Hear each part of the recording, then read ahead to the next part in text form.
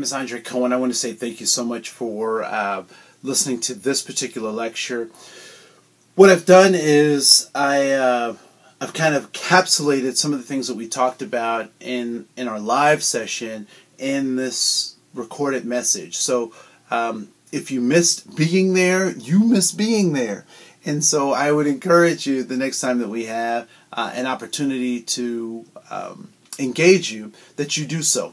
We're looking really we're really fortunate to have worked with you and your organization in the past, and we look forward to doing it again.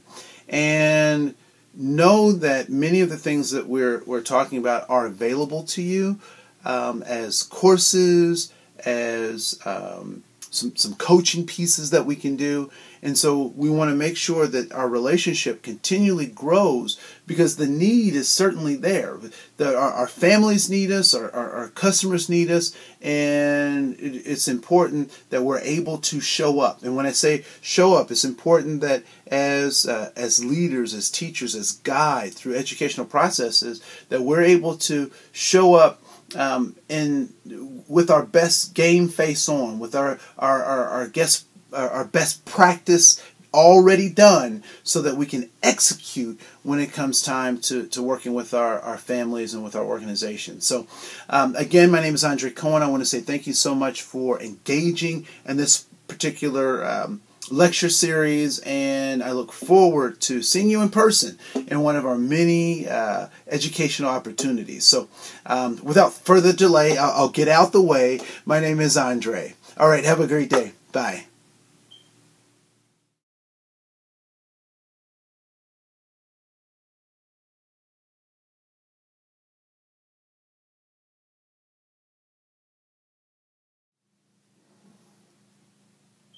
All right, so I just want to say welcome to this presentation. My name is Andre Cohen, and I am the Chief Facilitator for AM Horizons Training Group. There are a couple of sites where you can see our work. One, again, is andrecohen.com. You can also go to organizationallift.org, and that's with two L's, so L-I-F, F is in Frank, T. So organizationallift.org. And you can also see some of the classes that we offer through CEUpartners.org. CEUpartners.org. And so today, in this particular piece, I want to spend some time kind of talking about how it is that we can work more effectively with our parents. And so as you see here is a quick diagram, a piece that we've been working on for quite a while. And so there are four essential pieces to this diagram. There is human dignity. So how do we work with folks to make sure they have human dignity? How do we use power to actually engage parents in the learning of their children? What is our pedagogy? So what is our process for teaching? And then finally, how do we give access to folks who have either been denied access or don't really know how to engage the school? And so first and foremost, we'll talk about, we'll start with dignity, human dignity. So one of the things that we know is true is that no matter where you come from on the planet, the biological process for creating a human being is that there must be an interaction between male and female, and that when that biological interaction happens, no matter where you are on the planet, the only production that can come out of that biological process is another human. So humans make humans, no matter if they're coming from different places on the planet. So if one person's from China and another is from Brazil, when they interact in that biological process, they will produce a human being. Now, nationalities, governments, regions, cultures, all come out of that initial piece. And so when we talk about human dignity, we're talking about two particular pieces. One is how people identify themselves and the power that comes from recognizing where it is that they come from as human beings. So before I was black, I was human. Before you were white, you were human. Before you were Mexican, you were human. Before you were Hmong, you were human. And so that human dignity must be honored, particularly if we're going to work with our families to help them overcome barriers that have that are things that are plaguing them. So we'll start talking about this human dignity. And so identity, knowing who you are, where you come from, what is your immigration story, what is the story of your people that has allowed you or brought you to a place to even have this conversation, becomes extremely important. There's another piece that I'll bring in a little bit later that talks about the importance of culture and what culture actually is. We've used or talked about culture, but not necessarily talked about the context that culture comes out of. And so we'll spend some time talking about culture and why that is important, particularly when we start talking about identity. And it's very interesting that identity is in relationship with its internal. There's an external identity and then there's an internal identity. And so the external identity is how other people see me, how other people try to recognize, or they're able to look at my phenotype. They look at what attributes they can physically see about me. But then there is the internal identity that people cannot necessarily see unless we are in relationship with each other. So the things that define who I am that are internal cannot be seen just from the external. And so when we talk about this idea of dignity, dignity is not only something that can be given, it is also something. So I ask people, can you give dignity, or can people have dignity? And the answer is, in fact, that both can exist simultaneously. So you can give dignity to people by honoring their right to exist just as they are, without recognize or without saying that they need to change, or there's a deficit in them in some way, that people can exist exactly how they are. So that's one way that you give dignity, but I also get dignity by demanding it because I'm aware of who I am. Right? So that's the first part. The second part that we'll talk about in this particular diagram is this notion of power. And when I think about power, power is the ability to get things done. And so if we looked at Newton's law of conservation, what Newton teaches us is that power is the ability to do work. It's the ability to get things done. And so in our society, there are certain things that give us power. Money gives us power. Influence gives us power. Popularity gives us power. And influence leads us to power. And so when we talk about this concept of power, and we're talking about our families, how do they have access to goods, jobs, services, and money? And what access do they have to goods, jobs, services, and money? And what goods, jobs, services, and money do they have the ability to manipulate in order to help them achieve their family's goals? And there are some barriers that our families typically experience that are either real or they are made up. And unfortunately, whether they're made up or whether they are factual and real and can be documented, makes no difference in terms of how people perceive those things. And so one of the three blockages to power is bias. And bias is an emotional response to a group of people that you have limited information about. Right? So bias is an emotional state that folks typically have towards another group because they don't have a logical or factual foundation for their beliefs. And so as teachers, we have to be aware of what is it that we what is our bias? What is our emotional state? Are we egalitarian? Do we treat all people the same? Do we have an equity mindset that says I will give people what they need based on their need? Do we have a missionary mindset that I will save these kids in spite of the families that they come from and in spite of the situations that they're in?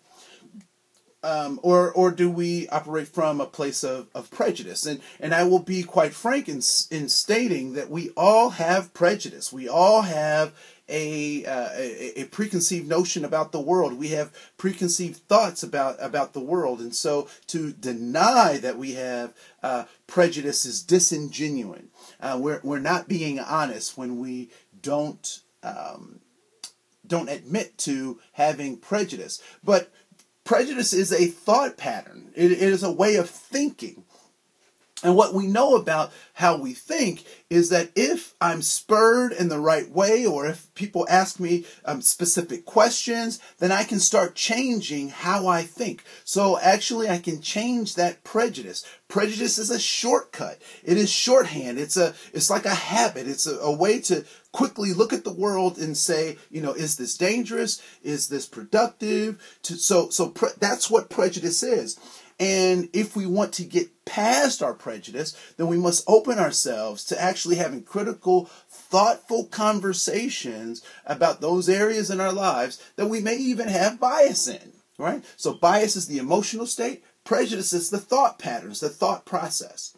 And lastly is the last block to power, or the access to power, is discrimination, which is the behaviors that limit people's ability to gain access to power. And so these could be policies, these could be procedures. For example, I was working with a group of criminal justice professionals, and particularly in juvenile justice. And one of the things that they found was that when they sent which was policy, when they sent tickets or citations home with kids, the parents wouldn't get those things, and so kids were being introduced to the criminal justice system in a way that was not productive.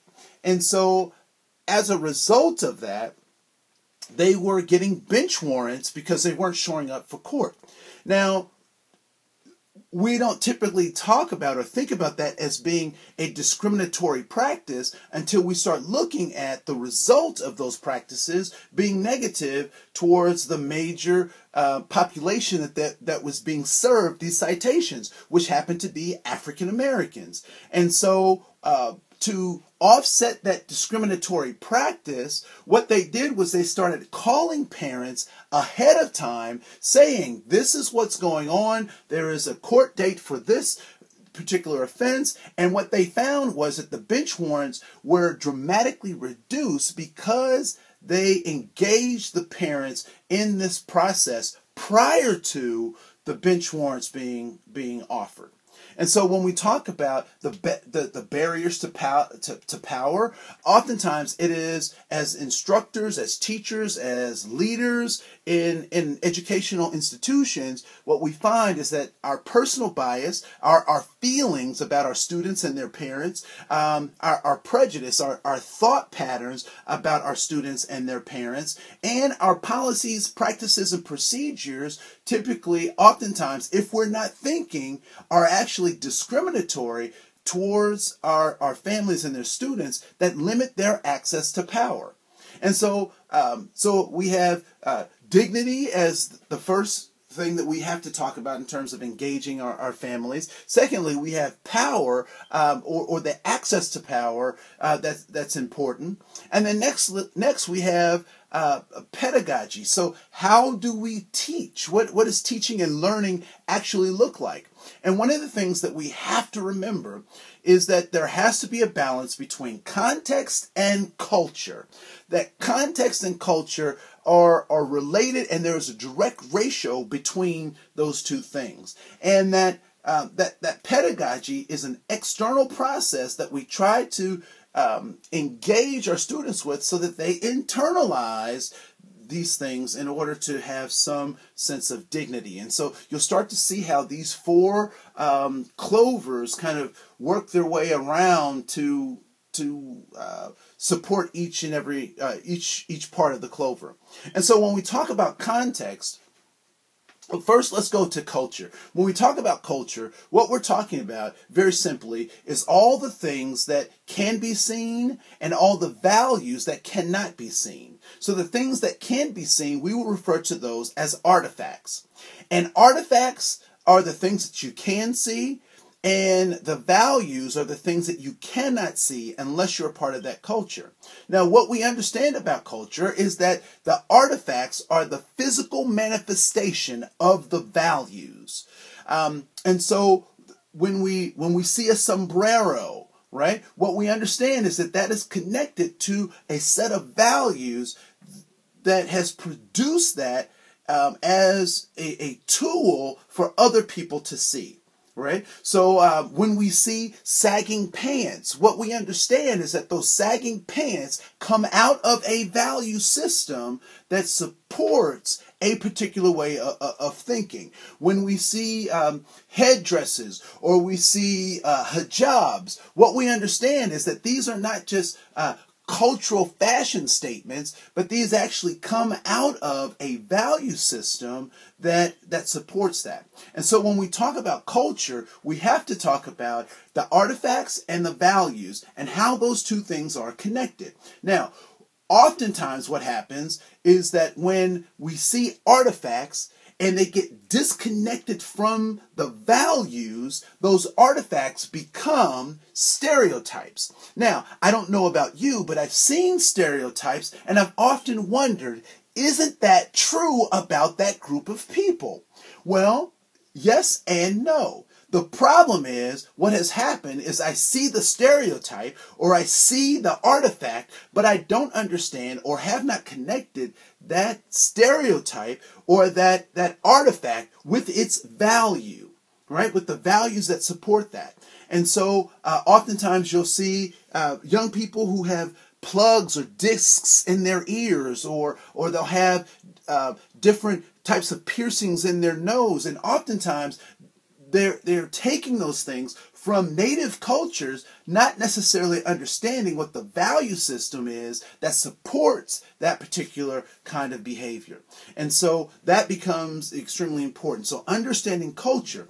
But what we also must understand is that culture is the adaptation that people have to their context. So culture is a way that people have adapted to their context. So there is a direct relationship between culture and context. Now, context is very interesting because this allows us to understand what kind of pedagogy we need to have to impact culture. Context is the time, the space, it is geographic, it is time, and it is space. It is governmental structures, right? So when we talk about context, what we start to understand is that we have different cultures because geographically people are coming from different zones and areas on the planet. The kinds of things or behaviors that are developed in Iceland may be very different than those behaviors that are created or developed in Venezuela, right? Because geographically there are some very different ways in environments that they have to deal with in those particular places. And so culture is an adaptation to the context. What we also understand that context is about time. So we could be standing in the same place, but had it been 50 years prior or 50 years, past, things would be very different, even in the same geographic region. And so culture is adapting to the time that it's in. What we also know is that the use of space or government, given a particular time or given a particular structure. Governments are things that help to dictate what culture is like. In the former Soviet Union, the Soviet Union behaved in a certain kind of way. Post the fall of the Soviet Union, many countries are more democratic or have a socialist leaning. So it's a little different than the communist rule, given that the Soviet Union's past. And so when we talk about pedagogy, it's important that we take both the context and the culture in mind. Because if we don't, then we will typically teach from our own culture for the most part, which is a dominant culture.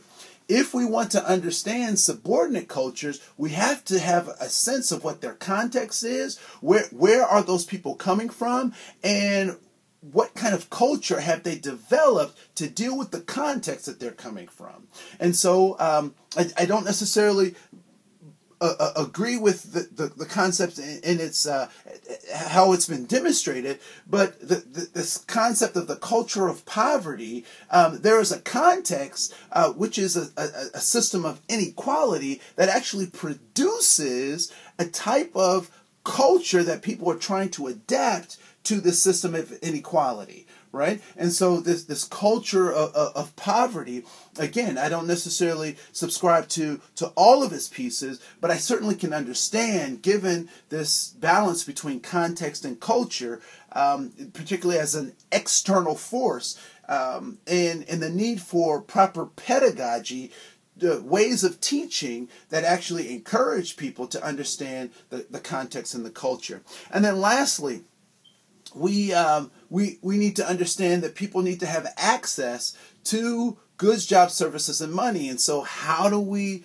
encourage our families? How do we encourage our parents to get access to goods, jobs, services, and money in ways that they haven't had it before? Well, one of the things we have to recognize is that the political process has not afforded people often the tools necessary to participate in this great democracy.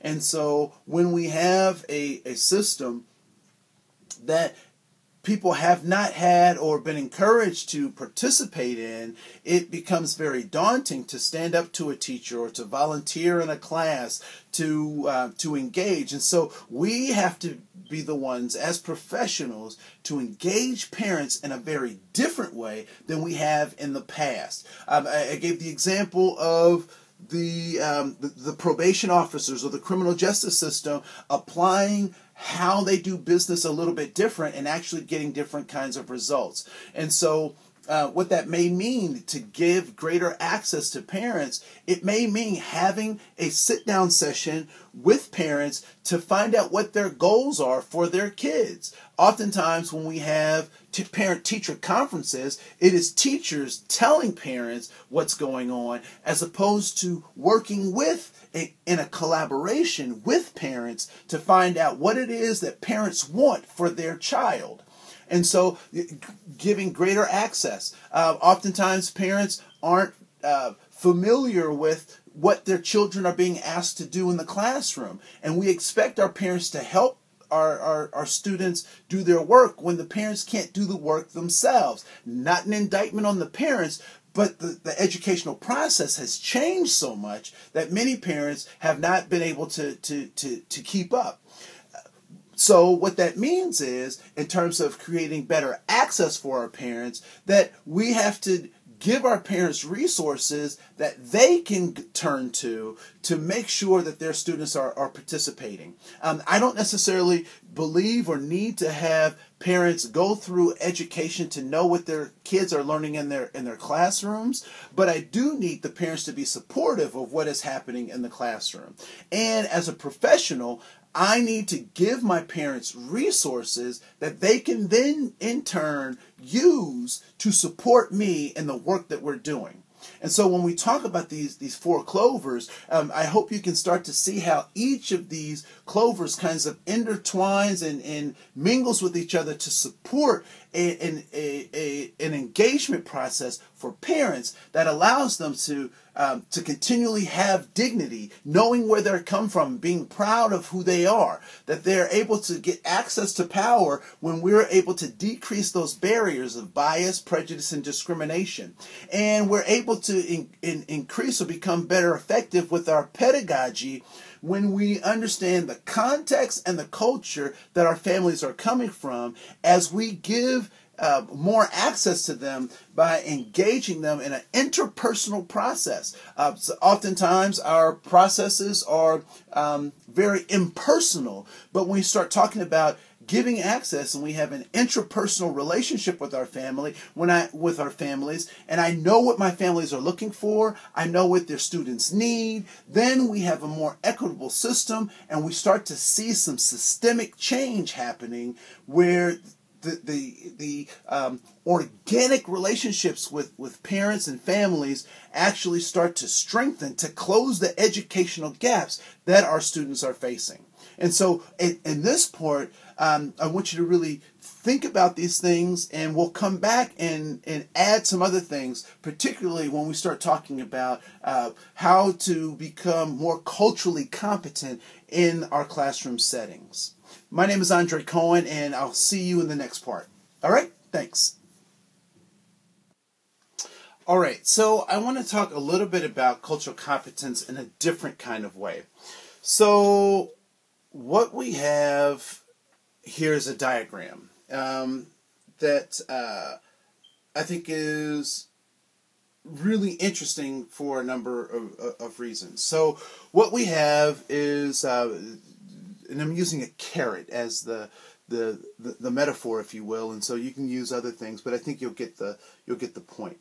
So when we talk about this concept of culture, we have the things that can be seen and the things that cannot be seen. The things that can be seen in a culture are some we'll call artifacts. And so some of these artifacts might be dress, they might be the way the language is written, it may be the foods that people eat. The artifacts could be the music, the dance, the art. So all of these things that we can physically see are the artifacts of culture. And in this diagram, I would suggest that it is all of the greenery that we can see that's attached to the carrot. That all of that greenery lets me know that there's something deeper in the ground that I should be paying attention to.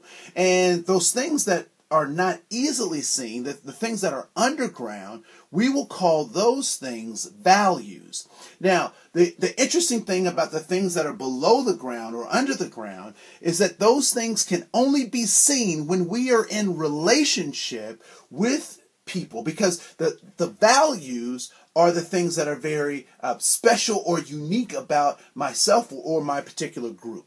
And so I don't just share those with anyone. Those are things that are shared with people who are within the group or people who have some kind of tie to the group. And so when we start looking at this metaphor of this carrot, we understand that the artifacts is all that greenery, and that greenery is attached to the values. And so what we understand is that for the greenery to pop up, it has to stem from the core values, the things that are most important in the culture. And so those values may be things like the sense of beauty. So although in the artifacts I see that a galabeya or a top or a hijab or a sombrero, I can see those things as artifacts, but I have to recognize that those artifacts, the galabeya, the hijab, the cowboy hat, even the sagging pants. Those are things that are connected to a set of values. And so those values can be things like relationship with a higher power, a relationship with God, or no relationship with God. That those values can be things like family gender roles or gender roles or gender identity, how that gets played out in a culture. It could be a sense of time. What does time mean? Is it being on time? Is it being in time? Does it mean I show up when, I have friends who show up an hour later because the time for them is a bit more relative than it is for me as I try to relate with them. And so all of these things. So, what is beauty? What is beautiful in one culture is not the same as something that's beautiful in another culture. What does parenting mean? What is the meaning of life and death? How does that get defined? What are the rituals associated with life and death? These are all things that values stem. So these are things that are the basis of our cultural experiences, where the artifacts actually are the physical manifestation of all of those values. So the artifacts are the things that you see because it is deeply rooted with these values. So there's a connection between the artifacts and the values. There's a direct connection between the artifacts and the values. Now, one of the things that typically happens is that oftentimes that the artifacts get disconnected from the values. And when the artifacts get disconnected from the values, we end up with something referred to as a stereotype. Now, I don't know about you, but I've oftentimes heard stereotypes, seen stereotypes, and I've asked myself, well, isn't that true? Isn't there a part of that is true? And I was always puzzled because people would tell me that stereotypes were wrong, that you shouldn't have them, but they never could really identify why it is that stereotypes are problematic.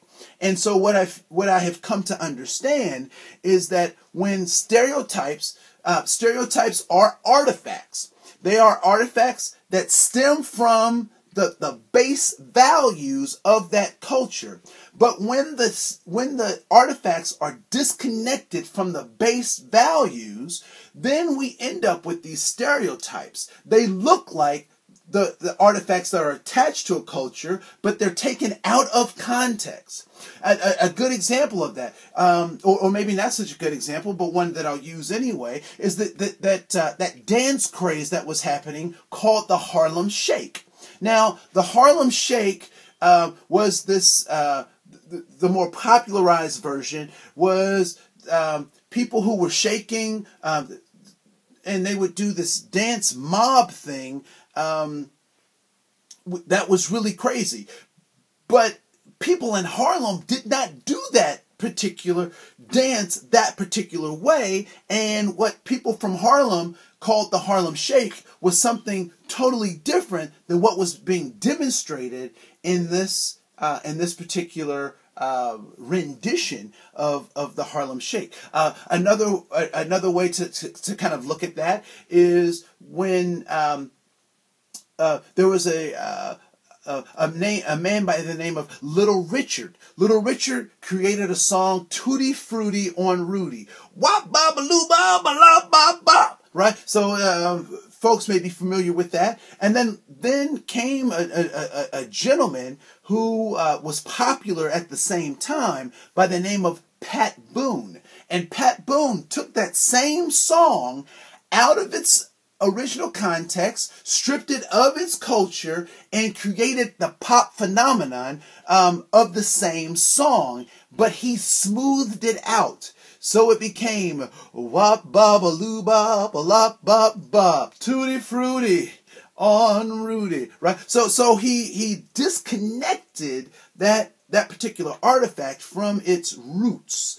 Right? So now he has a bunch of greenery, but with no carrot. All right. And so another example would be, I think that the young man's name is Robin Thicke. Robin Thicke took a Marvin Gaye song and disconnected it from its root in order to create his pop phenomenon. And so that becomes problematic. Another example is people dressing up at Halloween as other people. Right, so you'll have people dressing up as Native Americans, or one of the most grotesque versions of this, usurping of or magnifying of a stereotype, not connecting it to its roots, were people dressing up as Ray Rice and his wife, and she was a victim of domestic violence by an NFL player, and so people dressing up in those ways as Halloween costumes is another example of these stereotypes that have not been connected to the root. And so one of the things that happens when we take those stereotypes and we disconnect them from the values, they become very problematic, because now we have all this greenery, but there's nothing I can really do with the greenery in terms of it being edible. Now, some people will make a salad, but that's not the most important part of this carrot. What is the most important part of the carrot is the root, right? And so once I cut off the stereotype and I'm walking around with the stereotype, then I have a question or the question then needs to be asked, where is the carrot, right? And so all too often what ends up happening is that people can't find the carrot. They can't find the values. They can't find the culture, because the stereotypes, the artifacts, if you will, have been disconnected from the root of the values associated with that culture. And so now I have people who are now looking for other cultures to find their meaning in life, or to find how they can relate to life. And so that becomes problematic, because now people are grasping for more stereotypes, more artifacts, because they can't find the values in their own culture, because they've been lost, because the artifacts have been disconnected from the roots, from the values of their own culture. One of the things that I had a problem with was white students acting, quote unquote, black. I couldn't understand that until I understood that my students were trying to operate and live in a certain set of values and find meaning in those values. And so without understanding your own culture, you will grasp for other cultures. And so, Andre, what is the answer to this? How do I become more culturally competent? Well, first of all, understand the values of the culture that you come from. Understand that they're related to artifacts. Also understand that when you see stereotypes that are not connected to values, then it's your opportunity and your responsibility to challenge those stereotypes and ask, what values do these stereotypes or these artifacts represent? And so as we engage in that process, then we become more culturally competent. When we work with parents, when we work with schools, we need to ask, I see these artifacts. What is the underlying value? Now, I can ask that directly, or that may be a rhetorical question that I ask myself as I work with these families, or as I work with the school, because we understand that those artifacts are just the physical manifestation of values. And if we don't understand what the values are, we need to become culturally competent enough to ask. My name is Andre Cohen, and I'll see you in this next section. Thanks.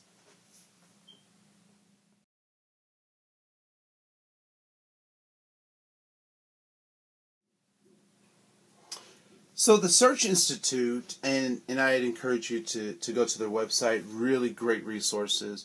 The Search Institute talks about the 40 developmental assets of young people. And they talk about external assets, and they also talk about internal assets. And so I'd like to just spend a little bit of time talking about these internal assets. So these are the things that as educators, as teachers, as community members, we can do to help parents to engage their kids in internalizing the positive things about themselves. And so in this particular section, the Search Institute suggests that there are 4 kind of modalities that we should encourage in our young people. And one is a commitment to learning. Now, the interesting thing about a commitment to learning is that a commitment to learning only happens through example. And so I can be committed to something, but I won't be authentic unless it is being demonstrated through my particular actions. And so what that means is that as a parent, if education is important to me, then I must demonstrate that value of education. Meaning, making sure that young people are going to school and participating in school, that I as a parent also participate and engage in school, and that I participate in some level of learning on my own, whether that's formally in a class or reading books, that I demonstrate the power and the importance of education. That does not necessarily have to be a formal education, but it must be to demonstrate that for my family, for my child. I must demonstrate through my actions this commitment to education. And so what that means is that I'm engaged in school, that I value my child doing their homework, that I either help them myself or I find someone who can help them. One of the most powerful things that my parents did was they understood that there was only so far that they themselves could take me.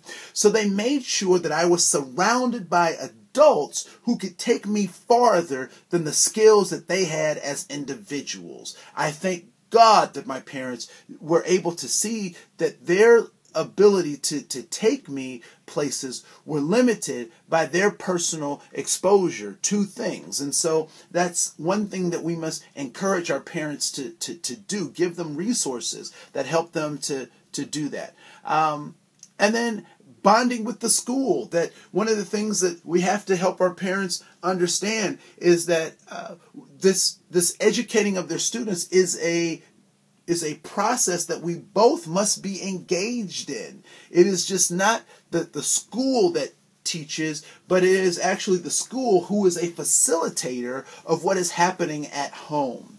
And so we must encourage our parents to create a mission statement for their family, for their child. What kind of child would you like for us to produce as a school as we're working with you? And then we also have to work with young people to build up their resiliency to adversity. And so what that means is that we have to help them with delayed gratification, that we're not necessarily always giving them what they want when they want it, but that some of these things need to be delayed because this is a life lesson that will actually pay and reap benefits in the future. And so slowing young people down, it's very difficult in this microwave society to slow people down, to say you won't always get the benefit of what you're doing right now, but you will get the benefit if you keep persisting. One of the things that I think has been very problematic with how we talk to young people, or how we try to motivate young people, is that we tell them this lie that you can be anything that you want to be, when in fact they can only be what they're willing to work for.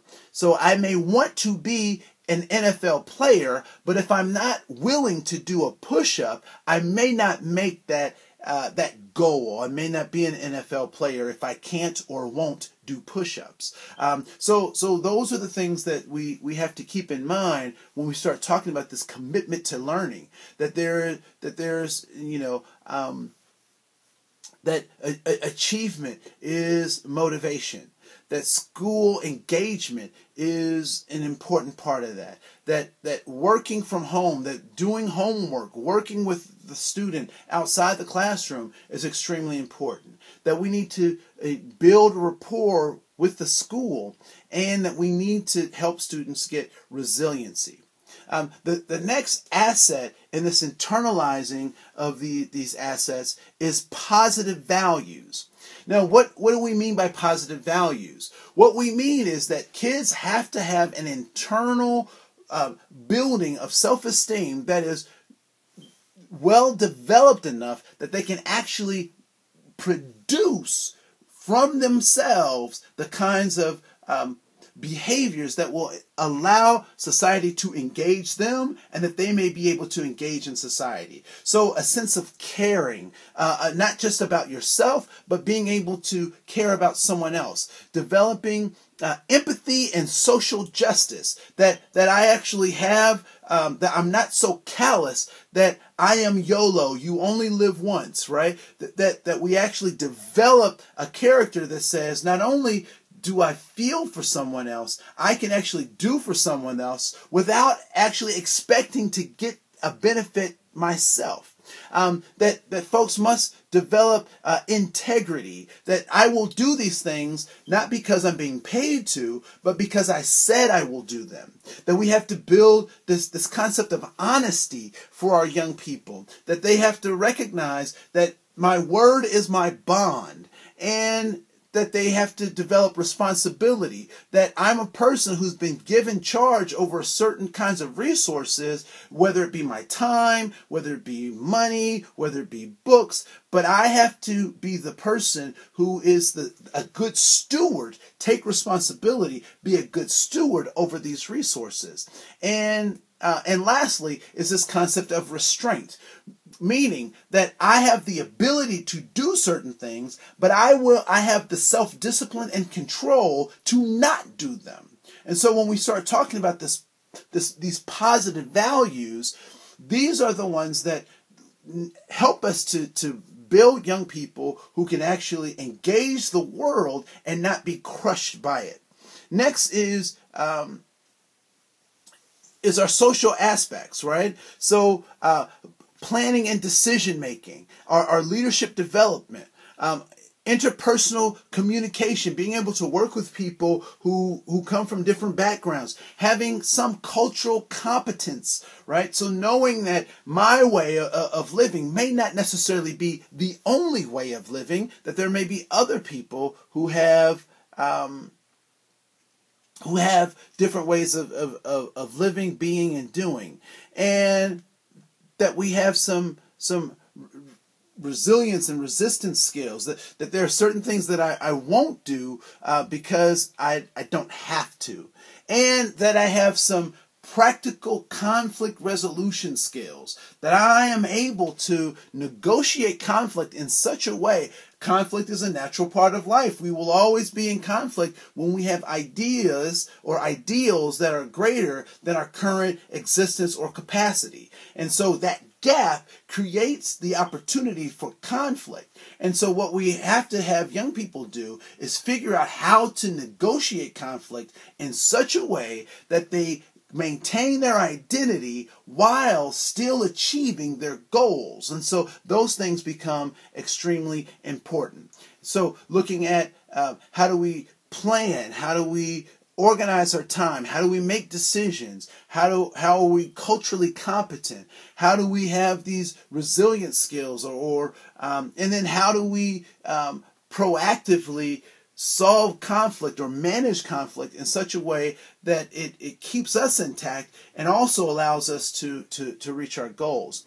And then we have to have personal identity. We have to understand that I'm a person of power. I have the ability to do something. I was born for a purpose, either a purpose that I decide or a purpose that is revealed to me. And one of the things we have to encourage our parents is to decide the purpose of their children, to tell their children what their purpose is, because if not, the children don't have anything to bounce off of. right? So helping parents to come up with these particular statements about declaring who their kids are so the kids have a place to start. Not necessarily saying that that is exactly what their kids are going to be or how they're going to exist. However, it gives them a starting place to say, okay, I want to be what dad says, or I don't want to be what dad says, but I do want to do something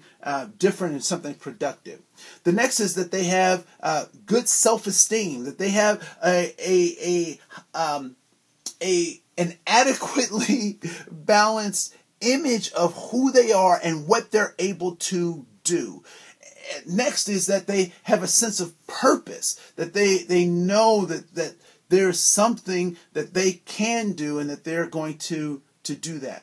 And that they can see themselves positive in the future, that their future seems bright because they understand that their purpose and their power and their self-esteem is not just wasted on today. Another thing that's very problematic is this whole idea that you only live once, right? That your limited time on this ethereal plane must be spent now. Do it now because there is no more time. Well, one of the things that once we get young people to internalize these particular assets, they'll start to recognize that, my teen years are the shortest time in my life. However, they could be the most impactful time of my life. And so when we're working with our families, when we're working with young people, we have to put that childhood in perspective of the rest of your life. Otherwise, it can seem so daunting that I might not necessarily feel or see a tomorrow. And so with the Search Institute and these internalized assets, we find some tools that we can help families develop their mission statement for their families, that they can create goals and objectives for their own students, for their own children and their family. And we start a process where we say, this is a language that we can use to help develop and close that educational gap. And it is my belief that along with our bias, our prejudice, and our discriminatory practices, that those things create the opportunities for those gaps.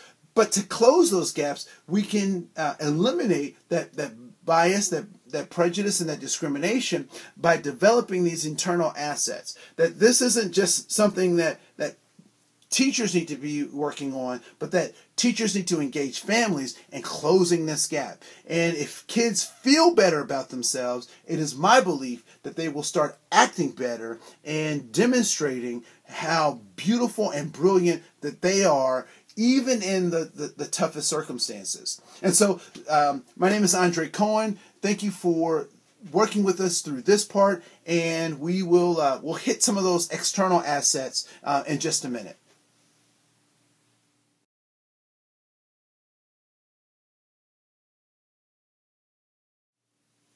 All right, now that we've discussed the internal assets, I want to come back and start talking about these external assets. So what the Search Institute suggests is that there are 4 external assets. These are things that communities can do, that teachers can do, that environments can be created to help foster and support those internal assets, right? And so the first is support. The second is empowerment. The third is boundaries and expectations, and the fourth is constructive use of time, right? And so when we talk about this idea of support, what we mean is that there should be opportunities for family support. So what that means is a number of different things, right? So I was talking with the St. Cloud police chief, Chief William Blair Anderson, and one of the things that we talked about was the fact that in the summertime he does a crime prevention and lunch program simultaneously in the city of St. Cloud. And I said, sir, what is the relevance of doing a lunch program with community policing? And he said, if we don't support these families by feeding these kids in the summertime, we certainly can't expect them not to commit crimes. And so that was his way of giving family support by providing lunches for young people as a part of his program in the summertime, right? And so that becomes very interesting. When we also talk about support, we also talk about positive family communication. So too often when we have parent-teacher conferences, we want to talk about all the bad things that kids are doing, and very often we don't spend enough time talking about the good things that students are doing. And so engaging parents and family in nights where we demonstrate and we show positive behaviors and we reward them and we thank them becomes extremely important. We also know that it is helpful when young people have outside of their family, when they have adults that pay attention to them, that mentor them, that interact with them in positive ways, that has a profound impact on their ability to learn, change, and grow. And so, and that goes for the extension of that family into the neighborhood, into the school climate, and into the environment at large. When parents feel that their community is a safe place for their kids, and people in the community see their kids as assets and not problems, when folks in the when parents and family feel that they're that the school climate or sees their kids as assets, they're much more likely to be more involved in those than when young people are seen as punitive. Empowerment. Make sure that that the community values its youth. And so how do you demonstrate that? As community members, it's important block captains have summer award programs for gardens, for kids, recognizing kids doing well, as community block captains or whatnot. Collect the grade cards of students or gift certificates or that kind of thing, because that becomes extremely important. See youth as resources. Young people can do lots of things, not just pick up when they've done something wrong, but they can actually fix things. They can demonstrate things. They can teach things. Use the gifts and talents that they've been working with at school in a community setting or in a home setting. And then make sure that they give those services away to others. One of the best ways that I've learned is to teach young people is to have them teach someone else. And so each one teach one becomes an important way of engaging young people, particularly if you involve them in ways that that they have to demonstrate their skills. And then it's also important to make sure that young people have a safe environment, an environment that is physically, mentally, spiritually safe for them to produce all of those other things. And so making sure that young people see the police as people who can help them as opposed to people who are out to hurt them. One of the things that I think that is very detrimental, particularly when we start talking about this idea of empowerment and creating safety, is when parents try to use the police as a disciplinary tool. If you don't act right, that police officer over there will arrest you. Whenever we see that, we need to encourage parents to think about what's the appropriate way to use law enforcement and to have those conversations with our young people. It's also important that we have boundaries clearly identified for our young people. Young people want this mix, this paradox, if you will, of boundaries and freedom. Right? They want the ability to make choices, but we have to limit their choices. The example I often give about this is asking a young person if they want ice cream or peas. Well, that seems like a very disingenuous answer because most young people will select the ice cream over the peas. However, if you want to increase your results of helping young people make better decisions, you ask the young people, do you want carrots or peas, right? Or you may ask a young person, do you want to eat 10 peas or do you want to eat 20 peas? You're more likely to get them to eat the 10 peas given the fact that you've narrowed those choices. And so that becomes extremely important. It's also important that we have adults that are role models that actually raise the expectations of our young people. That we allow young people to be young people and adults to, in fact, be adults. I am always reminded of this particular story of going to the Mall of America and listening to a group of young people talk to each other in a very disrespectful way. And I am of the mind that all children belong to me. They are a part of my family and are also my responsibility. And so in hearing these young people speaking disrespectfully to each other, I said I must intervene if I am going to practice what it is that I preach. And so in my intervening, I went over to the young people and I asked them politely if they could stop the disrespectful way that they were talking to each other. And to my surprise, one of the bigger boys steps out of the middle of the group and he looks at me eyeball to eyeball and he says, "Yes, sir." Now, I was extremely excited on the inside. I did not demonstrate that on the outside. I thanked them all and I went about my way.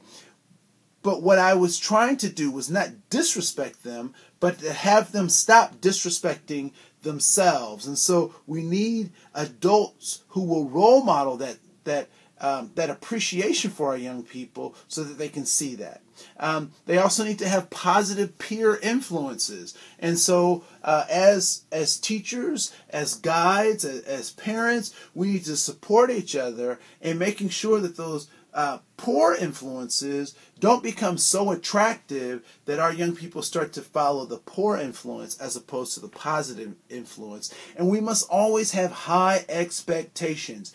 Students, children will rise and fall to the level of our expectations. And so we have to work with them on that. And then lastly, this external asset is constructive use of time. And we have to recognize that time is an asset, just like money, just like any other commodity. There's a specific way that we can use it to maximize it, or we can actually waste it. And so what the Search Institute suggests is that we be very focused on making sure that young people are engaged with their time in productive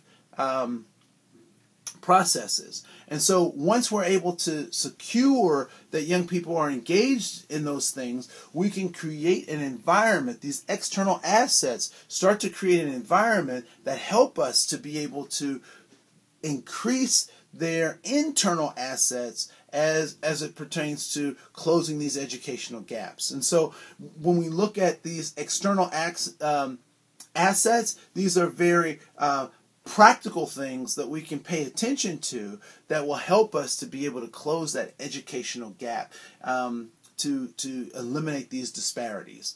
My name is Andre Cohen, and I thank you for your time. We'll come back with a little bit more in just a bit, but I wanted to give you this to chew on and give you these practical tools to work with.